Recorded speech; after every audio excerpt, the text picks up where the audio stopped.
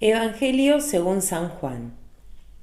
Jesús dijo a los fariseos: Les aseguro que el que no entra por la puerta en el corral de las ovejas, sino trepando por otro lado, es un ladrón y un asaltante. El que entra por la puerta es el pastor de las ovejas. El guardián les abre y las ovejas escuchan su voz. Él llama a las suyas por su nombre y las hace salir. Cuando ha sacado todas las suyas, va delante de ellas y las ovejas lo siguen porque conocen su voz. Nunca seguirán a un extraño, sino que huirán de él, porque no conocen su voz. Jesús les hizo esta comparación, pero ellos no comprendieron lo que les quería decir. Entonces Jesús prosiguió: Les aseguro que yo soy la puerta de las ovejas. Todos aquellos que han venido antes de mí son ladrones y asaltantes, pero las ovejas no los han escuchado. Yo soy la puerta. El que entra por mí se salvará. Podrá entrar y salir, y encontrará su alimento. El ladrón no viene sino para robar, matar y destruir. Pero yo he venido para que las ovejas tengan vida y la tengan en abundancia. Hola amigos y amigas, estamos ante este texto de Jesús que se presenta como el pastor y las ovejas. Pero podemos caer en el peligro de pensar que hay un pastor que manda y unas ovejas obsecuentes que simplemente obedecen órdenes. Si pensamos esta realidad en lo que significa la iglesia, obviamente no es sano pensar en alguien que manda y otro que obedece órdenes. Y de esta manera lo que haríamos es simplemente marcar una distancia. Pero el texto justamente no describe la distancia, sino la cercanía entre el pastor y las ovejas. Por otra parte, este texto de Juan capítulo 10 no es lo mismo que Lucas capítulo 15, donde se habla de aquella oveja que se ha perdido y el pastor que sale a buscar a aquella oveja perdida. Las características de este pastor de Juan 10 no son las mismas de aquel pastor que va a buscar la oveja que se había perdido. Si nosotros miramos el Antiguo Testamento, encontramos referencias al pastor, a Dios como pastor. Ya en el profeta Isaías, en el capítulo 40, como un pastor, él apacienta el rebaño, lo reúne con su brazo, lleva sobre su pecho a los corderos y guía con cuidado las que han dado a luz, lo dice el capítulo 40 del profeta Isaías. Luego, si nosotros miramos el libro de los Salmos, el Salmo 80, escucha, pastor de Israel, tú que guías a José como un rebaño, tú que tienes el trono sobre querubines, resplandece ante Efraín, Benjamín y Manasés, reafirma tu poder y ven a salvarnos. El Salmo 80, luego el Salmo 23, muy conocido, el Señor es mi pastor, nada me puede faltar, Él me hace descansar en verdes praderas, me conduce a las aguas tranquilas y repara mis fuerzas. El Evangelio de hoy no es una parábola, sino que es un enigma. Es una palabra de Jesús para que nosotros, ya sabemos desde el Evangelio de Juan, descubramos el sentido profundo que tiene. Sabemos bien que Jesús ha tenido que enfrentarse muchas veces con la religión de su tiempo. Justamente el pasaje de hoy es una invectiva muy dura de Jesús contra las autoridades religiosas de su pueblo. Estas autoridades están convencidas de que todo lo que dicen y hacen proviene directamente de Dios, del cielo. Se sienten, diríamos, como intérpretes del cielo. Con esta invectiva, Jesús se hace eco de lo que 7 siglos antes el profeta Ezequiel había dicho. Dios le dice al profeta que hable contra los pastores que se apacientan a sí mismos. Lo encontramos en el libro de Ezequiel, capítulo 34. Las ovejas se han dispersado por falta de pastor. Entonces Dios mismo se presenta como el pastor. Han pasado 7 siglos y en realidad no ha cambiado mucho. Y diríamos hoy han pasado 2000 años de lo que dijo Jesús y las cosas no cambiaron demasiado. Por eso este texto es un gran llamado de atención para quienes han sido llamados a pastorear ovejas. El texto habla de un recinto y de ovejas. Tenemos que tener cuidado de pensar bien qué es el recinto. El recinto en realidad es el atrio del templo, en griego aulé, es el atrio del templo. No es un simple corral de las ovejas. Si vemos el Evangelio de Juan, Jesús ya ha expresado su toma de posición respecto del templo de Jerusalén, no, por supuesto, en cuanto a edificio, sino en cuanto a la estructura religiosa que funciona dentro del templo. Lo podemos encontrar todo esto en el capítulo 2 de San Juan, cuando Jesús expulsa a los vendedores del templo. No se trata simplemente de vendedores ambulantes. Se trataba de los representantes de una religión que viven una relación con Dios en la clave del comercio. Los representantes del poder religioso convencían a la gente de que si alguien donaba alguna cosa al templo, podía entonces obtener el favor o el privilegio de Dios. Estos representantes de la religión llegaron entonces a convencer al pueblo de que nadie se puede presentar ante Dios con las manos vacías, si no, Dios no te dará nada. Quienes llevaban, por ejemplo, un animal al templo para sacrificarlo, tenían que comprarlo en un lugar que estaba en manos del sumo sacerdote, quien se enriquecía cada vez más. En Juan capítulo 2, Jesús expulsa no tanto a los vendedores en sí, sino a la mentalidad perversa que está detrás. Es que tenemos que saber que podemos presentarnos ante Dios con las manos vacías. Dios no exige virtudes para que podamos acercarnos a Él. El amor es absolutamente gratuito e incondicional. No hay necesidad de sacrificios para acercarnos a Dios. El texto va a decir, el que no entra por la puerta en el corral de las ovejas, sino por otro lado, es un ladrón y un asaltante. El que entra por la puerta es el pastor de las ovejas.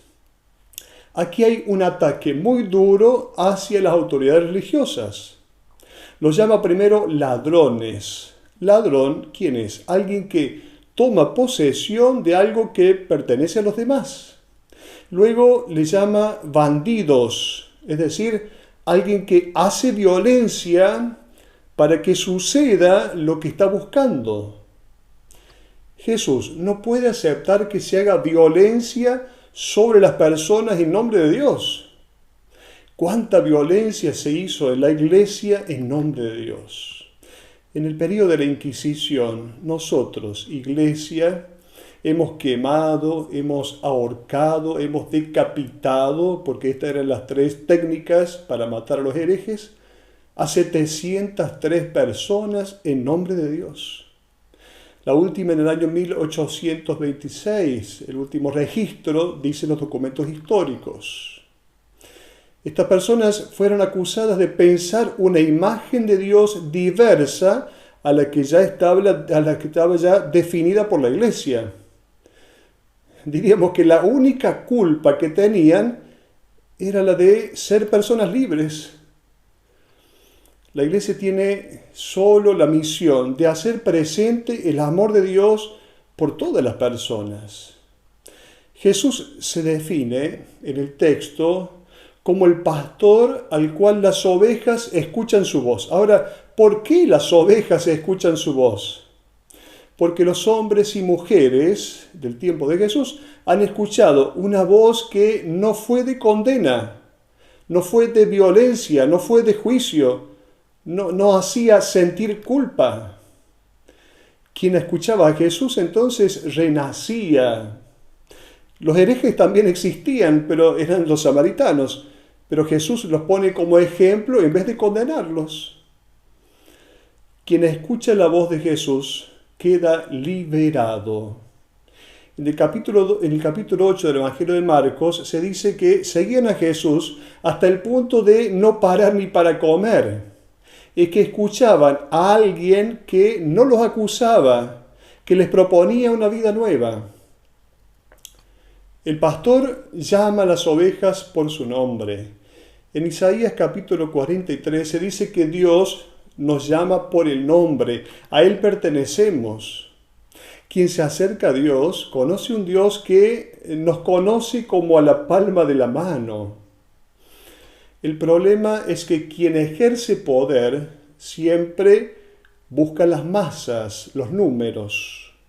Nosotros aún ahora evaluamos los éxitos de una acción pastoral en base a la cantidad de gente que se puede reunir. Jesús, en cambio, se ha dedicado a cada uno y a cada una. En este pasaje, entonces, se nos quiere decir que Jesús es el pastor que quiere sacar a las ovejas del recinto, porque el trabajo del pastor es sacar a las personas de una institución religiosa tantas veces asfixiante. No es que Jesús lo haya logrado con todas las personas y con mucha facilidad. Es que hay personas que están muy cómodas viviendo a la sombra de la institución religiosa, personas que se sienten protegidas por la institución religiosa con sus normas, con sus preceptos, con sus leyes. Sucede en la iglesia y sucede en todas las religiones. Se dice que en una ocasión había un pajarito que estaba en una jaula sobre un barco. Todos los días los marineros le daban de comer. Parece que un día uno de estos marineros que le daba de comer al pajarito no se dio cuenta y dejó la puerta de la jaula abierta. El pajarito, viendo la puerta de la jaula abierta, empezó a volar. Salió de la jaula y empezó a volar. Y empezó a andar por los aires como siempre lo había soñado, alejándose del barco. En un momento se dio cuenta de que estaba cansado y entonces pensó, ¿y ahora qué hago? Y buscó tierra, pero estaba en alta mar. Entonces el pajarito tenía buena memoria y voló hasta que llegó nuevamente al barco y cayó desmayado de cansancio al lado de la jaula. Vino un marinero, vio al pajarito que estaba al lado de la jaula y dijo, el pajarito no va ahí, va adentro de la jaula. Así que tomó al pajarito, lo puso adentro de la jaula y cerró la jaula.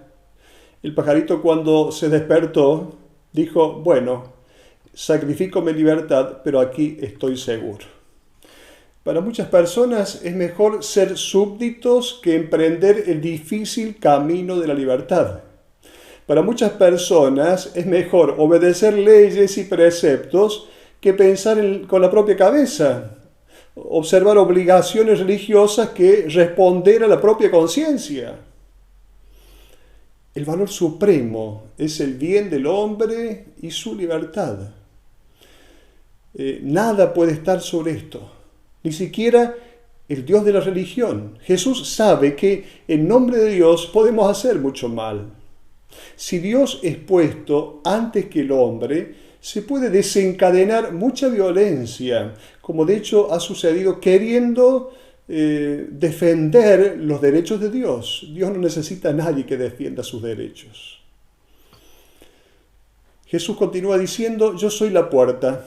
El que entra por mí se salvará, podrá entrar y salir y encontrará su alimento. Es que quien entra en contacto con Jesús encuentra vida. Alimento es vida, es fecundidad. Esta es la salvación. Salvación es hacer florecer lo mejor de nosotros mismos. Y esta expresión tan bonita, entrar y salir, significa vida, fecundidad, respiro. Quien sale de estructuras religiosas asfixiantes y entra en contacto con el Dios de la vida, puede empezar a respirar. Deberemos hacer que nuestras comunidades cristianas tengan estas características, no reflejando solo aspectos jurídicos, sino acogiendo a quien está buscando un sentido para su vida. Recordemos lo que dice Jesús en Marcos capítulo 7.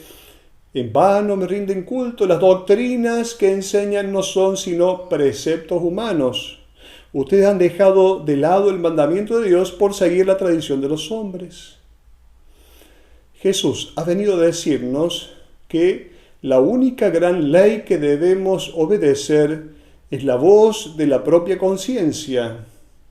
En realidad, la puerta es la conciencia. Que todo lo que queremos, ha venido a decir Jesús, que en realidad todo lo que queremos, lo que deseamos, lo que necesitamos, está más allá de nuestros miedos. Ahora preguntémonos cuáles son esos atrios, esos recintos que esclavizan, que encierran. En primer lugar, una imagen de Dios torcida, equivocada, que hemos fabricado nosotros, un Dios que pertenece, diríamos, a una imagen religiosa primitiva, el Dios que premia a los buenos y castiga a los malos. Es un atrio, es un recinto que esclaviza. Luego la idolatría del poder, del tener, de la apariencia. Los modelos culturales son atrios también o recintos que esclavizan. El individualismo como modelo cultural, las ideologías, nuestros rencores, nuestras pasiones, la moral corriente, una imagen distorsionada de la mujer. Son recintos, el recinto de los remordimientos, instalándonos en nuestro pasado, no mirando con misericordia nuestras heridas. El recinto en el cual nos meten algunas personas que nos echan la culpa y nos hacen culpables de todos. De todos estos recintos, el buen pastor nos hace salir. Él llama a cada una por su nombre y las hace salir para que vivan la experiencia de la libertad. En realidad se trata de una experiencia que vivió el pueblo de Israel cuando vivió el Éxodo, una experiencia de libertad. Les aseguro que yo soy la puerta de las ovejas, dice Jesús. Esto es importante, no dice que es la puerta del corral o del recinto, es la puerta de las ovejas que ya están fuera. ¿Por qué? Porque Él las ha sacado con su palabra. Recordemos lo que dice Jesús en el Evangelio. Entren por la puerta estrecha. La puerta estrecha o incómoda, esto es estrecho, es lo que podemos hacer por los demás. Es que a veces es incómodo hacer algo por los demás. Esta puerta estrecha es también una puerta pequeña. Una puerta que para poder entrar necesitamos hacernos pequeños servidores de los demás. Pasar a través de Jesús como puerta significa dejarnos modelar y purificar por su palabra. Hasta la próxima.